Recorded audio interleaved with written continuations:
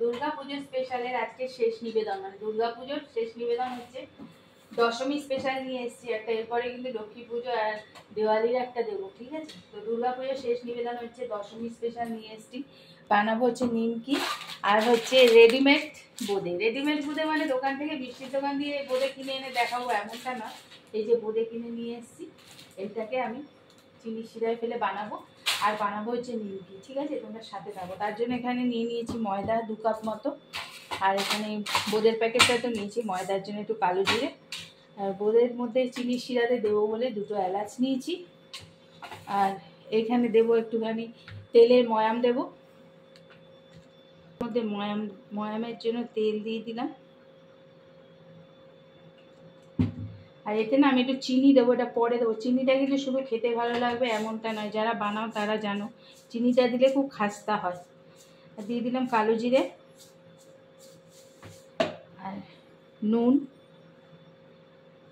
আমি এখানে একটু লেবু নিয়েছি, এটাই চিনি শিরাটা যখন করবো বোঁদের জন্য তখন লাগবে।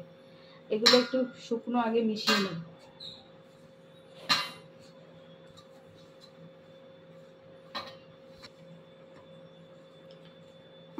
পুরো সব কটা ভালো করে মিশিয়ে নিয়েছি। এবার এটার মধ্যে একটু চিনি দিয়ে এটা ভালো করে জল দিয়ে অল্প অল্প জল দিয়ে এটাকে একটা ডো বানিয়ে নেব।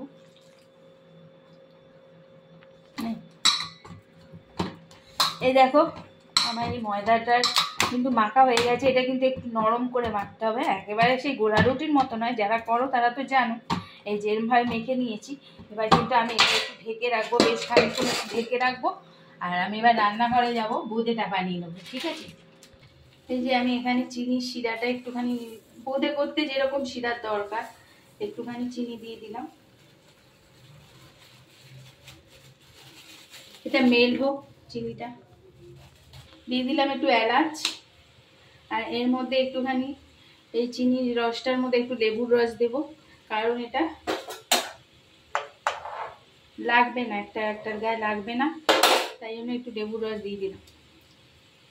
দুটো কিন্তু আমি ফেলে দিলাম, এখানে স্মেলটা নিয়ে নিয়েছে এলাচে। দেখো এটা কিন্তু কিরম চিটচিটে হয় সবাই জানো, এই যে এরকম টাইপের চিটচিটে হবে। তো এবার কিন্তু আমি এগুলো দিয়ে দেবো।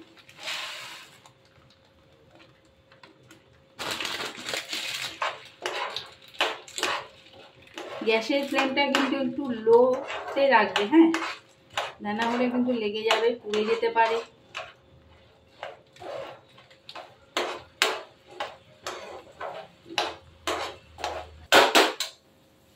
এই যে বোঁদেগুলো এবার আমি গ্যাসটা নিভিয়ে এটা কিন্তু ঢাকা দিয়ে দেবো, তাহলে এটা আরো ফুলে উঠে নরম হয়ে যাবে, ঠিক আছে? এবার আমি নিমকিগুলো বেলে নেব। ময়দাটা অনেকটাই নরম হয়ে গেছে আরো। এবার আমি 2টো ভাগে ভাগ করে নিলাম, একটু বড় বড় করে নিলাম, ঠিক আছে? আর এটা কিন্তু আমি কিন্তু কুচো নিমকি না, আমি মিষ্টির দোকানে যেরকম চিকন নিমকি থাকে সেইটাই বানাবো, তো সাথে থাকো। এই যে একটা 5টা লেচি হয়েছে, একটা নিয়ে নিয়েছি আমি। এটা কিন্তু বেশ পাতলা করে একটু বড় করে বেলবো। যারা টেবিলে বেলে না খুব সুবিধা, কিন্তু আমি তো বেলুন চাকিতে বেলছি, এই জন্য বেলুন চাকিতে যতটা যায় ততটা বড় করে বেলে নেবো। এটা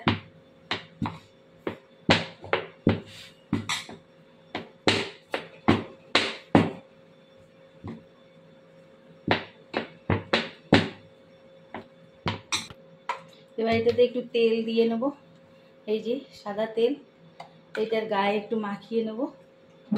আর দেবো একটুখানি ময়দার ছিটে, দিয়ে এটাকে খুব সাবধানে একটু রোল করে নিতে হবে, ঠিক আছে?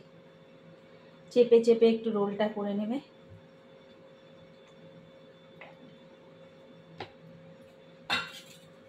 এবার ছোট করে কেটে নেবে। কারণ এটাতে অনেকগুলো লেয়ার পড়ে গেল।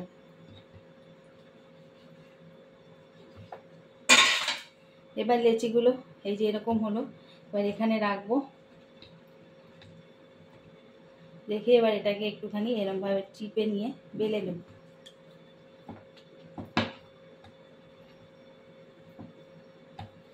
লুচির আকৃতিতে বেলে নেবে, এরকম করে বেলে নিয়ে খুব ইজি। এবার 4টে এরকম ভাঁজ দিয়ে ব্যাস, এবারে কিন্তু আর কিছু বেলতে হবে না। এবার ভেজে নেওয়ার পালা। আবার একটা বেলে নেব, একটা হলো, এই যে সবকটা হয়ে গেছে। এবার কিন্তু রান্নাঘরে চলে যাবো, ঠিক আছে। এদিকে সাদা তেল আমি বসিয়ে দিয়েছি, রান্নাঘরে চলে এসেছি। আর এখানে বোঁদেটা এই যে একদম হয়ে গেছে, পুরো চাপা দিয়ে রেখেছিলাম।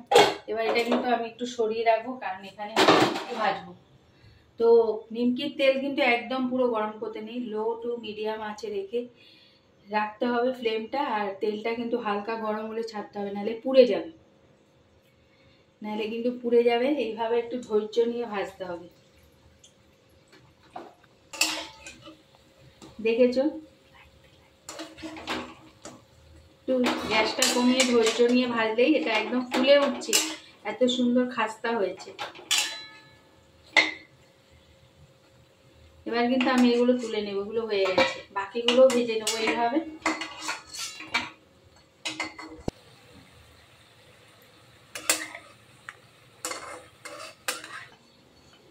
সবকটা হয়ে গেছে, এবার আমি তুলে নিলাম।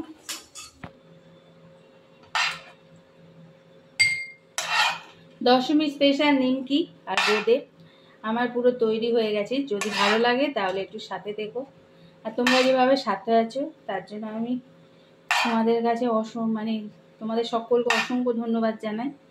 তো আজকের মতো কিন্তু রেসিপি বা ভিডিও বলো এখানেই শেষ করছি।